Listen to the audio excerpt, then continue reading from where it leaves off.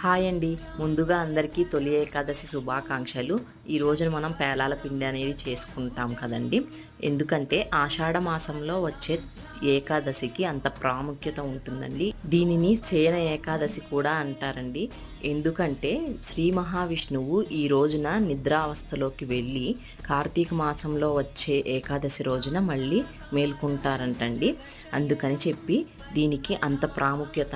ఈ తొలి ఏకాదశి రోజున మనము శ్రీ మహావిష్ణువుకి ఈ పేలాల పిండిని నైవేద్యంగా సమర్పించి మనము తీసుకుంటామండి.